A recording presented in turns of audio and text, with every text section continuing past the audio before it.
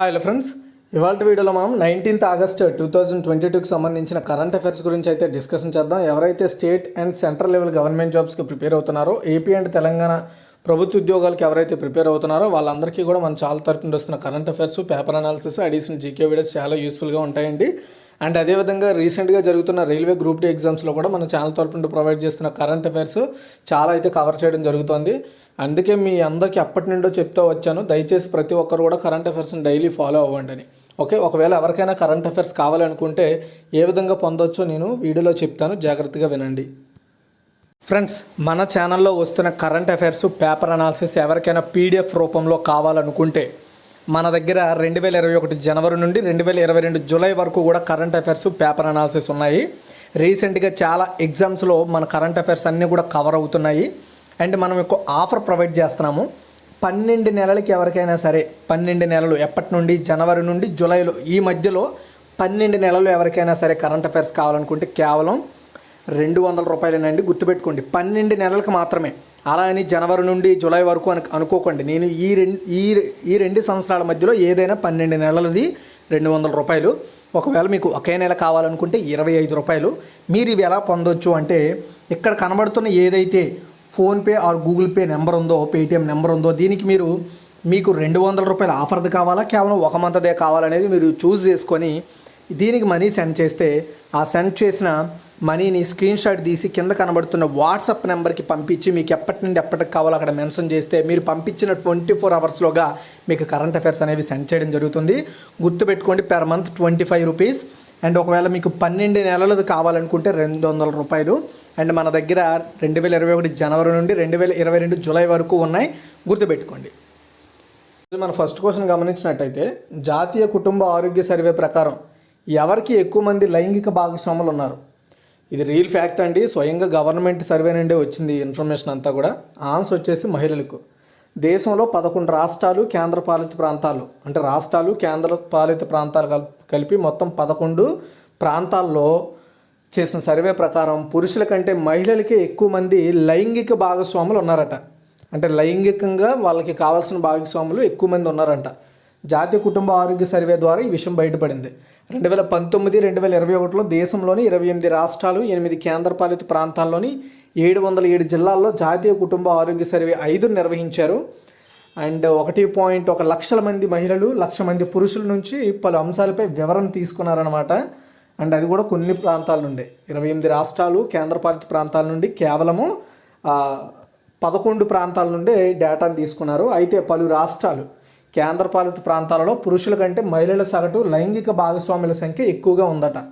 రాజస్థాన్, హర్యానా, చండీగఢ్, జమ్మూ కాశ్మీర్, లడాక్, మధ్యప్రదేశ్, అస్సాం, కేరళ, లక్షద్వీప్, పుదుచ్చేరి, తమిళనాడు రాష్ట్రాలు ఈ జాబితాలో ఉన్నాయి. రాజస్థాన్లో మహిళలకు అత్యధికంగా సగటున 3.1 మంది లైంగిక భాగస్వాములు ఉండగా, ఆ రాష్ట్రంలో పురుషులకు సగటున 1.8 మంది మాత్రమే సెక్స్ పార్ట్నర్స్ ఉన్నట్లుగా సర్వేలో తేలింది. మరోవైపు ఈ సర్వే నిర్వహించిన ఏడాది ముందు జీవిత భాగస్వామి లేదా సహజీవనం చేస్తున్న వారితో కాకుండా ఇతరులతో లైంగిక సంబంధం కలిగి ఉన్న పురుషులు 4% ఉండగా మహిళలు 0.5%గా ఉన్నారు. ఓకే, సో ఇది గుర్తుపెట్టుకోండి. ఇదంతా కూడా జాతీయ కుటుంబ ఆరోగ్య సర్వే 5లో సేకరించిన డేటా ఇది. తర్వాత ప్రజెంట్ ఇదే నేషనల్ న్యూస్ ట్రెండింగ్ అవుతుంది. అండ్ సెకండ్ వన్, రాష్ట్రపతి ద్రౌపది ముర్ము నూతన కార్యదర్శిగా ఎవరు నియమితులయ్యారు? ఆన్సర్ వచ్చేసి రాజేష్ వర్మ అండి. చూడండి గైస్, నేను పేపర్ అనాలిసిస్లో కూడా చాలా మోస్ట్ ఇంపార్టెంట్ టాపిక్స్ని కవర్ చేస్తున్నాను. దయచేసి పేపర్ అనాలిసిస్ను కూడా రెగ్యులర్గా ఫాలో అవ్వండి. మీరు ఇంకా చాలా ఎక్కువ మార్క్స్ని కవర్ చేస్తారు అండ్ వేటిని కూడా మీరు మిస్ అవ్వరు అనమాట. ఓకేనా? అయితే కార్పొరేట్ వ్యవహారాల మంత్రిత్వ శాఖలో సెక్రటరీగా ఉన్న సీనియర్ ఐఏఎస్ ఆఫీసర్ రాజేష్ వర్మను మన ప్రెసిడెంట్ అయిన ద్రౌపది ముర్ముకు సెక్రటరీగా అపాయింట్ చేశారు. ఒడిశా కేడర్కి చెందిన 1987 batch Indian administrative service officer Rajesh Varma నియామకానికి క్యాబినెట్ నియామకాల కమిటీ ఓకే చేసింది. అండ్ అతను అస్సాం, మేఘాలయ కేడర్కి చెందిన 1980 batch IAS officer Kapil Dev Tripathi నుండి బాధ్యతలు తీసుకున్నారు. అంటే ఇప్పటి వరకు వచ్చేసి కపిల్ దేవ్ త్రిపాఠి సెక్రటరీగా ఉన్నారు. ఇప్పుడు ఆయన ప్లేస్లో రాజేష్ వర్మ అపాయింట్ అయ్యారనమాట. అండ్ త్రిపాఠి 2020 ఏప్రిల్లో అప్పటి రాష్ట్రపతి రామ్నాథ్ కోవింద్కు ఆ పదవిలో, సెక్రటరీ పదవిలో అపాయింట్ అయ్యారు. ఇప్పుడు అటు ఆయన పదవ కాలం ముగిసింది, ఈయన పదవ కాలం ముగియడంతో మొత్తం రాజేశ్వరంని కొత్త సెక్రటరీగా అపాయింట్ చేశారు. తర్వాత థర్డ్ వన్, ఏ దేశ సెంట్రల్ బ్యాంక్ గవర్నర్గా జమీల్ అహ్మద్ నియమితులయ్యారు? జమీద్ అహ్మద్. ఆన్సర్ వచ్చేసి పాకిస్తాన్ అండి. అండ్ పాకిస్తాన్ గురించి తెలుసుకోవడం ముఖ్యమంటే తెలుసుకోవడం చాలా ఇంపార్టెంట్. ఇది ఇంటర్నేషనల్ అఫేర్ కిందకు వస్తుంది. At the same time Pakistan వచ్చేసి ప్రజెంట్ ఫుడ్ క్రైసిస్ని అండ్ ఫైనాన్షియల్ క్రైసిస్ని ఫేస్ చేయబోతుంది. దానిలో భాగంగా ఈ కొత్త చేంజెస్ అయితే తీసుకురావడం జరిగింది. అందులోనూ భారతదేశానికి పొరుగు దేశం పాకిస్తాన్, శత్రు దేశం కూడా. పాకిస్తాన్ ప్రభుత్వం జమీల్ అహ్మద్ను కొత్త సెంట్రల్ బ్యాంక్ గవర్నర్గా అపాయింట్ చేసిందని, ఆయన పదవి 5 years పాటు ఉంటుందని పాకిస్తాన్ ఆర్థిక మంత్రిత్వ శాఖ అనౌన్స్ చేసింది. స్టేట్ బ్యాంక్ ఆఫ్ పాకిస్తాన్ అంటారనమాట అక్కడ సెంట్రల్ బ్యాంక్, దాని పేరు అది. మనకు రిజర్వ్ బ్యాంక్ ఆఫ్ ఇండియా అలాగో అక్కడ స్టేట్ బ్యాంక్ ఆఫ్ పాకిస్తాన్ అలా. అండ్ సౌదీ సెంట్రల్ బ్యాంక్లో వివిధ హోదాల్లో 30 ఏళ్ళుగా పైగా అహ్మద్ కెరీర్ విస్తరించి ఉందని ఆ దేశ సెంట్రల్ బ్యాంక్ తన వెబ్సైట్లో ప్రొఫైల్లో చెప్పింది. అయితే ఈ స్టేట్ బ్యాంక్ ఆఫ్ పాకిస్తాన్లో ఆయన డిప్యూటీ గవర్నర్గా చేశారు మొన్నటి వరకు. ఇప్పుడు ఫుల్ టైం గవర్నర్గా అపాయింట్ అయ్యారు. తర్వాత ఫోర్త్ వన్, కృష్ణా గోదావరి కాలువల పరిశుభ్ర మిషన్కు సంబంధించి ప్రాజెక్ట్ మేనేజ్మెంట్ విభాగాన్ని ఏర్పాటు చేసింది. యాక్చువల్గా చిన్న ప్రాబ్లం వచ్చింది ఇక్కడ, ఏ రాష్ట్రం అనేది మెన్షన్ చేయలేదు ఇక్కడ. చూడండి, కృష్ణా గోదావరి కాలువల పరిశుభ్ర మిషన్కు సంబంధించి ఏ రాష్ట్రం ప్రాజెక్ట్ మేనేజ్మెంట్ విభాగాన్ని ఏర్పాటు చేసింది? ఏ రాష్ట్రం? ఆన్సర్ వచ్చేసి ఆంధ్రప్రదేశ్ అండి. చూడండి, ఆంధ్రప్రదేశ్ రాష్ట్ర ప్రభుత్వము కొత్తగా కృష్ణా గోదావరి కాలువల పరిశుభ్రత మిషన్కు సంబంధించి ప్రాజెక్ట్ మేనేజ్మెంట్ విభాగాన్ని ఏర్పాటు చేసింది. నీటిపారుదల శాఖలోని కూడా ఈ నీటిపారుదల శాఖలోని విభాగము ఎస్సీ లంకా వెంకట రమణమూర్తిని విభాగానికి హెడ్గా అపాయింట్ చేసిందండి. లంకా వెంకట రమణమూర్తిని. సో ఈ పర్టికులర్ కృష్ణా గోదావరి కాలువల పరిశుభ్ర మిషన్ ప్రాజెక్ట్ మేనేజ్మెంట్ విభాగానికి హెడ్ చేసింది. జలవనరులు, పురపాలక, పట్టణాభివృద్ధి, పంచాయతీరాజ్ ఇలా పలు ప్రముఖ మంత్రి శాఖలు ఏవైతే ఉంటాయో ఆ శాఖల నుండి కొంతమంది ముఖ్యమైన వ్యక్తులను తీసుకొని ఈ మేనేజ్మెంట్లో అయితే చేర్చడం జరిగిందండి. ఇది వీళ్ళు వచ్చేసి కృష్ణా గోదావరి పరివాహక ప్రాంతాల పరిశుభ్రతకు ఏమేమి చేయాలనేవి సిఫార్సులు చేసి ఆ పనులు చేపట్టడానికి ప్రయత్నం చేస్తూ ఉంటారు. ఓకే, తర్వాత ఫిఫ్త్ వన్, ముఖ్యమంత్రి డిజిటల్ సేవా యోజనను ఏ రాష్ట్రానికి సంబంధించింది? ముఖ్యమంత్రి డిజిటల్ సేవా యోజన ఏ స్టేట్కి సంబంధించింది అంటే రాజస్థాన్ అండి. ముఖ్యమంత్రి డిజిటలైజేషన్ చర్యలో భాగంగా రాజస్థాన్లోని ఆ రాష్ట్ర ప్రభుత్వం ప్రధాన స్కీమ్ అయిన ముఖ్యమంత్రి డిజిటల్ సేవా యోజన ప్రారంభించడానికి రాజస్థాన్ గవర్నమెంట్ అన్ని రెడీ అవబోతుందన్నమాట, రెడీ చేసుకుంటుంది. సో దీనికోసం టెలి కంపెనీలకు ఆన్బోర్డ్ చేయడానికి రెడీగా ఉంది. ఈ కార్యక్రమం కింద రాష్ట్ర ప్రభుత్వం 1.35 కోట్ల మంది మహిళలకు ఫ్రీగా స్మార్ట్ ఫోన్లు ఇవ్వబోతోంది. రాష్ట్ర ప్రభుత్వం ఈ విషయంలో విధానానికి తుది మెరుగులు దిద్దడంతో బిజీగా ఉంది. యాక్చువల్గా రాజస్థాన్లో గవర్నమెంట్ ఫామ్ చేయగానే ఇది అమలు చేస్తామని చెప్పారు. దానిలో భాగంగా ఇప్పుడు ఈ 1.35 కోట్ల మంది మహిళలకు ఉచితంగా స్మార్ట్ ఫోన్లు ఇచ్చే ప్రోగ్రాం రెడీ అవబోతుందన్నమాట. దీనికోసం రాజస్థాన్ గవర్నమెంట్ 12,000 కోట్ల రూపాయలను ఖర్చు పెట్టబోతుంది. అది. తర్వాత సిక్స్త్ వన్, క్రింద వాటిలో ఏ యాప్లో ఆక్వా బజార్ సదుపాయాన్ని కేంద్ర పశుసంవర్ధక మరియు పాడి పరిశ్రమ శాఖ మంత్రి పరుషోత్తం రూపాల ప్రారంభించారు? ఓకే, ఆన్సర్ వచ్చేసి మత్స్య సేతు అండి. చూడండి, నేషనల్ ఫిషనరీ డెవలప్మెంట్ బోర్డ్ హైదరాబాదులో 9వ జనరల్ బాడీ మీటింగ్ నిర్వహించింది. అండ్ ఇందులో ఆల్రెడీ ఇప్పటి వరకే ప్రజెంట్ ఉన్న మత్స్య సేతు మొబైల్ యాప్లో ఈ మత్స్య సేతు మొబైల్ యాప్ అనేది ఎవరైతే మత్స్యకారులు ఉంటారో వాళ్ళకి ఫిషరీస్ మీద అవగాహన పెంచడం, వాళ్ళకి స్కిల్స్ నేర్పించడం అండ్ ఇంకా కొత్త ఉత్పత్తులను ప్రోత్సహించేలా వాళ్ళు ఎలా చేయాలి, లేదా ఈ ఫిషరీస్లో ఎవరైనా వ్యాపారం చేయాలనుకుంటే ఎలా వ్యాపారం చేయాలనే విషయాల మీద అంటే వాళ్ళకి ఏవైతే సీ ఫుడ్స్ ఉంటాయో సీ రిలేటెడ్ ఫుడ్స్ని తయారు చేసే ఏవైతే సంస్థలు ఉంటాయో అలాంటి వాటికి సలహాలు సూచనలు ఇవ్వడానికి ఏర్పాటు చేశారనమాట మత్స్య సేతును. ఇది ఒక డాష్ బోర్డ్ యాప్గా డెవలప్ చేశారు. అయితే ఇందులో ఆన్లైన్ మార్కెట్ ప్లేస్ ఫీచర్ని తీసుకొచ్చారు. ఆ ఫీచర్ పేరు ఆక్వా బజార్. అండ్ అది ఒక ఫీచరే కాదు, దాన్ని యాప్గా కూడా డెవలప్ చేశారనమాట. అయితే ఈ పర్టికులర్ ఫీచర్ అండ్ యాప్ని కేంద్ర మత్స్య పశుసంవర్ధక మరియు పాడి పరిశ్రమ శాఖ మంత్రి పరుషోత్తం రూపాల గారు స్టార్ట్ చేశారండి. 75వ స్వాతంత్ర దినోత్సవ పురస్కారాలను మనం పురస్కరించుకొని కంప్లీట్ అయ్యింది కాబట్టి ఎన్ఎఫ్డిబి ప్రచురించిన super success stories from Indian fisheries అనే పుస్తకాన్ని కూడా ఆయన రిలీజ్ చేశారు. ఆక్వా బజార్ యాప్ను పిఎంఎంఎస్వై కింద ఎన్ఎఫ్డిబి నుండి నిధుల మద్దతుతో ఐసిఏఆర్ అండ్ సిఐఎఫ్ఏ డెవలప్ చేసింది. ఆక్వా బజార్ యాప్ చేపల పెంపకం కోసం చేపల విత్తనాలు, మేత, మందులు అండ్ ఇన్పుట్లను గుర్తించడంలో చేపల పెంపకదారులకు హెల్ప్ అవుతుంది అనమాట, సహాయం చేస్తుంది. అలాగే చేపల పెంపకానికి అవసరమైన సర్వీసెస్ని ఇస్తుంది. రైతుల అమ్మకానికి టేబుల్ సైజ్ చేపలను కూడా జాబితా చేస్తుంది. ఇది ఆక్వాకల్చర్ పరిశ్రమని మార్కెట్తో కలిపే ఒక మంచి ఫ్యూచర్ అండ్ అప్లికేషన్ కూడా. తర్వాత 7th వన్, హర్ ఘర్ జల ఉత్సవ్ ఏ రాష్ట్రంలో నిర్వహించబడింది? ఆన్సర్ వచ్చేసి గోవా అండి. పనాజీ, గోవాలోని పనాజీలో జరిగిన ఇంటింటా తాగునీటి ఉత్సవం, దీన్ని హర్ ఘర్ జల్ ఉత్సవ్ అంటారు, తెలుగులో ఇంటింటా తాగునీటి ఉత్సవం. దీంట్లో ప్రధానమంత్రి గారు వర్చువల్గా ఈరోజు పార్టిసిపేట్ చేశారు. జల్ జీవన్ మిషన్ క్రింద గత 3 ఏళ్లలో తన ప్రభుత్వం దాదాపు 7 కోట్ల గ్రామీణ కుటుంబాలకు కొలాయి నీటిని అందుబాటులోకి తీసుకొచ్చిందని చెబుతూ నీటి కనెక్షన్లను ఇచ్చామని చెప్పారు. గ్రామాల్లో ఈ జల్ జీవన్ మిషన్ ఈ పథకం కింద ఇప్పటి వరకు 10 కోట్ల కనెక్షన్లు ఇచ్చారట. అండ్ అంతేకాదు గోవాలోని గ్రామీణ ప్రాంతాల్లో నివసించే అన్ని కుటుంబాలకు 100% కుటుంబాలకు కొలాయి నీటిని అందజేశామని చెప్పారు. అండ్ ఇలా సక్సెస్ఫుల్గా అందరికీ ఆ రాష్ట్రంలో ఉన్న అందరికీ కూడా మంచినీటి కొలాయిని అందించిన ఫస్ట్ స్టేట్గా గోవా నిలవడం జరిగింది. అండ్ ఈ పర్టికులర్ ఏదైతే హర్ ఘర్ జల్ ఉత్సవం ఉందో దీనిలో గోవా ముఖ్యమంత్రి ప్రమోద్ సావంత్, కేంద్ర జలశక్తి మంత్రి గజేంద్ర సింగ్ షెకావత్ ప్రత్యక్షంగా పాల్గొన్నారు. వర్చువల్గా ప్రధాని నరేంద్ర మోదీ గారు పార్టిసిపేట్ చేశారు. అయితే ఈ జల్ జీవన్ మిషన్ అంటే ఏంటి? జల్ జీవన్ మిషన్ అనేది భారత ప్రభుత్వం యొక్క ఒక ఫ్లాగ్షిప్ ప్రోగ్రాము. దీనిని ప్రధాని మోదీ ఆగస్టు 15, 2019 ఎర్రకోట నుండి ప్రకటించారనమాట. అండ్ ఆయన సెకండ్ టర్మ్లో విన్ అయినప్పుడు.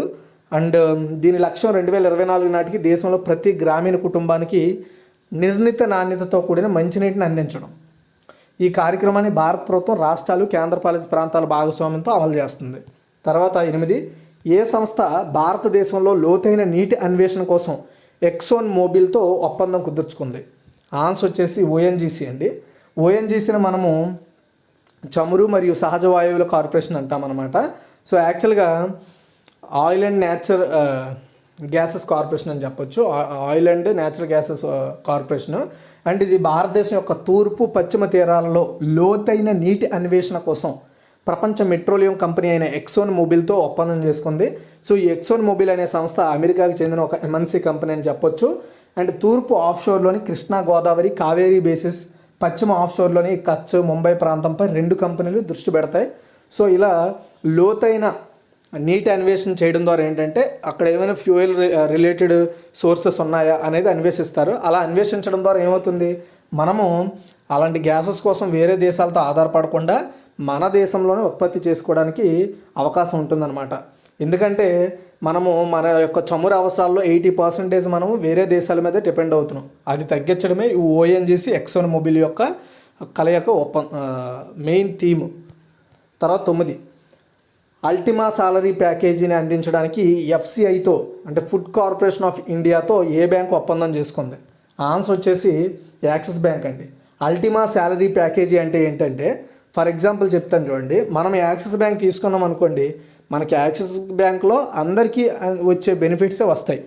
కానీ ఈ అల్టిమా సాలరీ ప్యాకేజ్ ఏదైతే ఉందో దీంట్లో పర్టికులర్గా ఈ ఫుడ్ కార్పొరేషన్ ఆఫ్ ఇండియా ఎంప్లాయీస్కి పర్టికులర్గా కొన్ని అడిషనల్ బెనిఫిట్స్ ఇస్తారనమాట. అందుకే దానికి ఒక పేరు పెట్టుకుంటారు వాళ్ళు, దాన్ని అల్టిమా సాలరీ ప్యాకేజ్ అంటున్నారు. సో ఇలాంటి ప్యాకేజీని అందించడానికి ఫుడ్ కార్పొరేషన్ ఆఫ్ ఇండియాతో యాక్సిస్ బ్యాంక్ ఒప్పందం చేసుకుందండి. అయితే ఇలా ఒప్పందం చేసుకోవడం ద్వారా వీళ్ళకి వచ్చే బెనిఫిట్స్ ఏంటి?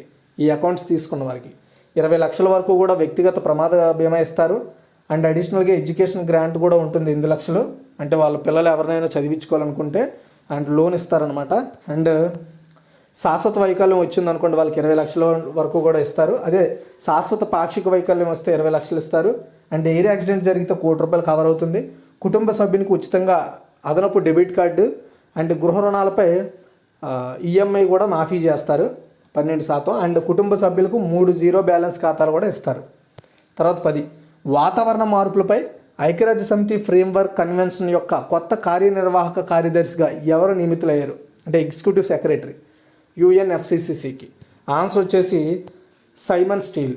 ఐక్యరాజ్య సమితి సెక్రటరీ జనరల్ ఆంటోనియో గుటెరస్ గారు గ్రెనడా మాజీ పర్యావరణ మంత్రి సైమన్ స్టీల్ను వాతావరణ మార్పులపై ఏర్పాటైన ఐక్యరాజ్య సమితి ఫ్రేమ్వర్క్ కన్వెన్షన్కి ఎగ్జిక్యూటివ్ సెక్రటరీగా అపాయింట్ చేశారు ఆయన్ని. అతను మెక్సికోకు చెందిన ప్యాట్రిసియా ఎస్పోనోసో స్థానంలో నియమితులయ్యారనమాట. అండ్ ఇది చేసే పని ఏంటి, ఈ యుఎన్ఎఫ్సిసి పని ఏంటంటే అంతర్జాతీయ వాతావరణ లక్ష్యాలను చేరుకోవడానికి దేశాలను ఎప్పటికప్పుడు ట్రాక్ చేయడం. అంటే ఆ దేశాలు ఆ విధంగా పనిచేస్తున్నాయి లేదా వాతావరణ మార్పులు తీసుకురావడానికి ఆ దేశం ఏం చేస్తుంది, ఎలా చేస్తుంది అనేది అప్డేట్ అవుతూ ట్రాక్ చేస్తూ ఉంటుంది. అది ఎప్పటికప్పుడు ఐక్యరాజ్య సమితికి తెలియజేస్తూ ఉంటుంది. తర్వాత 11, కేంద్ర హోంశాఖ ప్రస్తుత కార్యదర్శి ఎవరు? ఆన్సర్ వచ్చేసి అజయ్ కుమార్ భల్లా అండి. చూడండి, కేంద్ర హోంశాఖ సెక్రటరీగా అజయ్ కుమార్ భల్లాకు శుక్రవారం అంటే ఈరోజు 2023 ఆగస్టు, ఈ రోజున మళ్ళీ 2023 శుక్రవారం ఆగస్టు 22 వరకు కూడా ఈ శుక్రవారం నాడు 2023 ఆగస్టు 22 వరకు కూడా సర్వీసును 1 year పాటు ఎక్స్టెండ్ చేస్తూ సిబ్బంది మంత్రిత్వ శాఖ ఉత్తర్వులు జారీ చేసిందండి. అజయ్ కుమార్ భల్లా చాలా ఇంపార్టెంట్, గుర్తుపెట్టుకోవాలి. ఎందుకంటే అతను కేంద్ర హోంశాఖ secretary. At the same time అతనికి ఇంకొక హిస్టరీ కూడా ఉంది. అస్సాం మేఘాలయ కేడర్కి చెందిన 1984 batch Indian administrative service officer అయిన అజయ్ కుమార్ భల్లా ఆగస్టు 2019లో హోమ్ సెక్రటరీగా అపాయింట్ అయ్యారు. అపాయింట్ అయిన తర్వాత ఆయన పదవి 2020తోనే గడిచిపోయింది. ఎందుకంటే ఆయనకి 60 years వచ్చేసాయి అనమాట ఆ టైంకి. అంటే రిటైర్మెంట్ టైం వచ్చేసింది. కానీ యాక్చువల్గా అతను రిటైర్ అయిపోవాలంటే అయిపోవచ్చు, కానీ అతని యొక్క పదవిని 2020 నుండి 21కి, 21 నుండి 22కి, ఇప్పుడు 23కి పొడిగించారు. ఓకే, అది మీరు గుర్తుపట్టుకోవాలి. అంటే అతనికి ఆల్రెడీ 3 extensions వచ్చాయి. 2021 నుండి 21కి, 21 నుండి 22కి, 22 నుండి 23కి, ఇలా 2 extensions ఆల్మోస్ట్. ఆ 2 extensions రావడం జరిగింది. కాబట్టి అతని యొక్క టాలెంట్ ఏంటో మీరు తెలుసుకోవాలన్నమాట. సెక్రటరీ అనేవాడు చాలా కీ రోల్ పోషిస్తారండి ఆ హోమ్ మినిస్ట్రీలో. అండ్ కాబట్టి పర్టికులర్గా అతని గురించి చెప్తాను. అండ్ 12, ఋతుస్రావం ఉత్పత్తులను అందరికీ ఉచితం చేసిన మొదటి దేశం ఇది?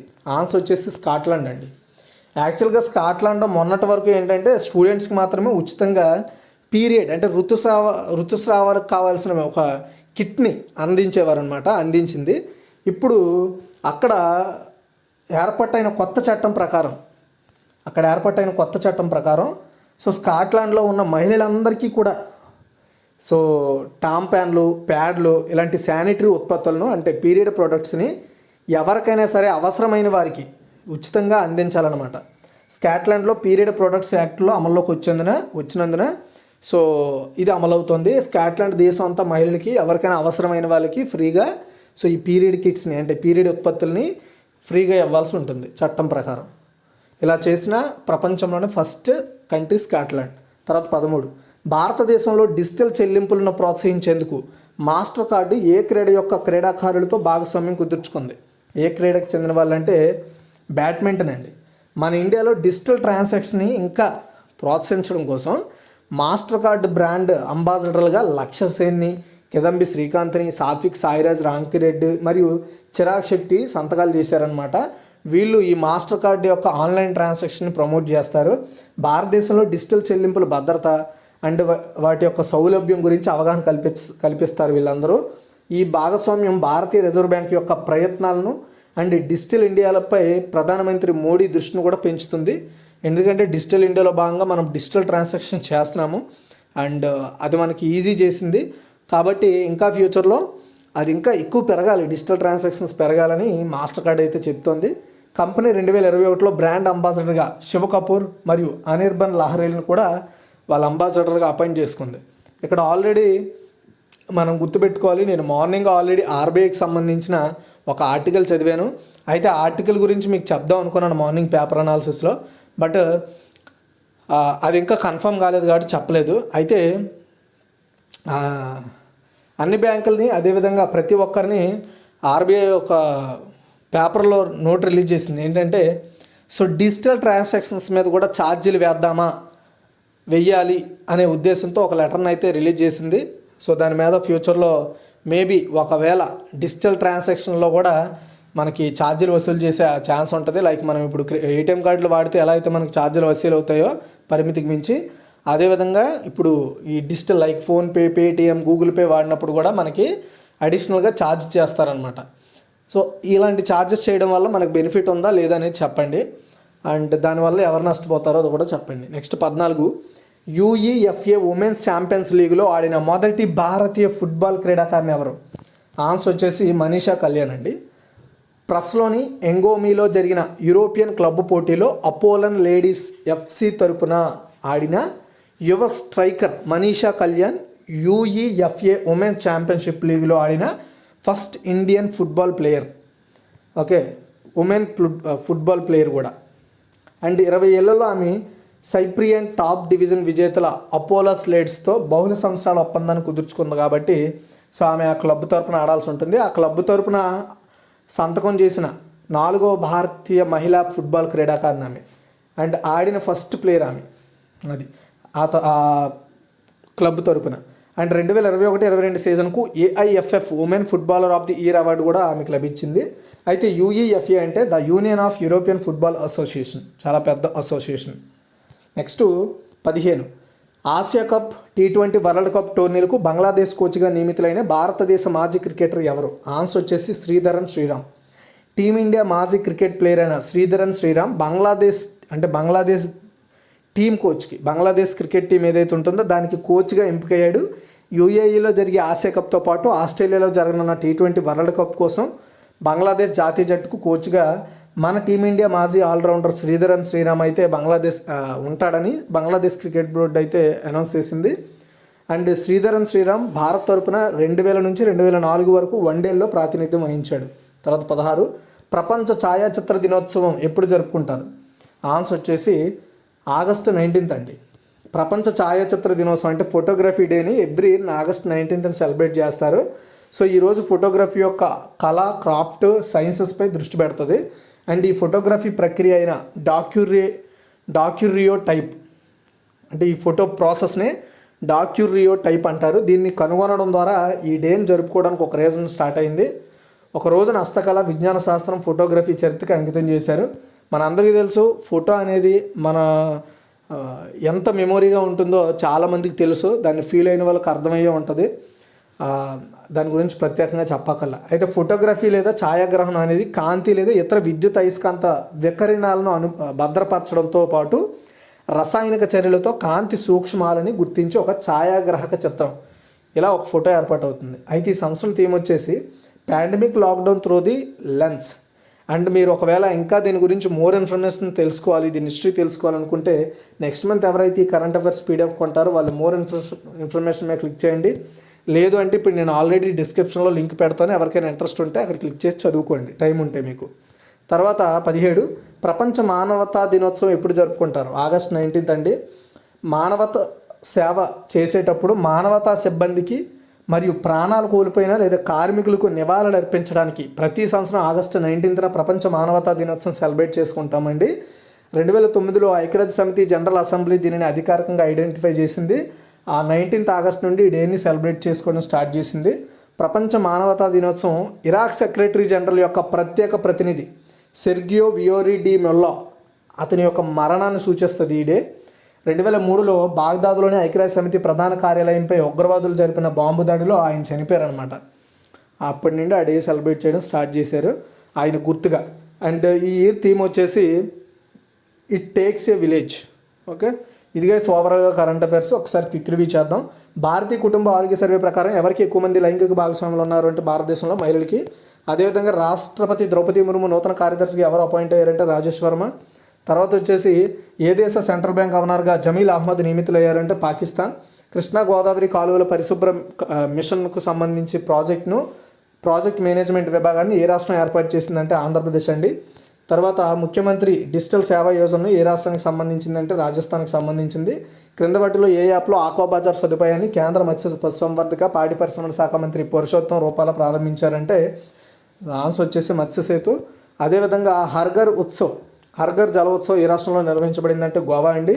తర్వాత వచ్చేసి ఏ సంస్థ భారతదేశంలో లోతైన నీటి అన్వేషణ కోసం ఎక్సోన్ మొబిల్తో ఒప్పందం చేసుకుందంటే ఓఎన్జీసీ. అండ్ అల్టిమా శాలరీ ప్యాకేజీని అందించడానికి ఎఫ్సిఐతో ఏ బ్యాంక్ ఒప్పందం చేసుకుందంటే యాక్సిస్ బ్యాంక్. తర్వాత వాతావరణ మార్పులపై ఐక్యరాజ్య సమితి ఫ్రేమ్వర్క్ కన్వెన్షన్ యొక్క కొత్త కార్యనిర్వాహక కార్యదర్శిగా ఎవరు నియమితులయ్యారు అంటే సైమన్ స్టీల్. తర్వాత కేంద్ర హోంశాఖ ప్రస్తుత కార్యదర్శి ఎవరు అంటే అజయ్ కుమార్ భల్లా. తర్వాత క్వశ్చన్ ఋతుస్రావం ఉత్పత్తులను అందరికీ ఉచితం చేసిన మొదటి దేశం ఏంటంటే స్కాట్లాండ్. భారతదేశంలో డిజిటల్ చెల్లింపును ప్రోత్సహించేందుకు మాస్టర్ కార్డు ఏ క్రీడ యొక్క క్రీడాకారులతో ఒప్పందం చేసుకుందంటే బ్యాడ్మింటన్ అండి. అండ్ యూఈఎఫ్ఏ ఉమెన్స్ ఛాంపియన్స్ లీగ్లో ఆడిన మొదటి భారతీయ ఫుట్బాల్ క్రీడాకారిణి ఎవరు అంటే Manisha Kalyan. And next Asia cup T20 world cup టోర్నీలకు బంగ్లాదేశ్ కోచ్గా నియమితులైన భారతదేశ మాజీ క్రికెటర్ ఎవరు అంటే శ్రీధరన్ శ్రీరామ్. ప్రపంచ ఛాయాచిత్ర దినోత్సవం ఎప్పుడు జరుపుకుంటారంటే ఆగస్ట్ 19th.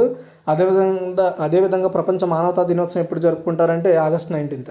ఈ వీడియో షేర్ చేయండి గైస్, లైక్ చేయండి. Thanks for watching.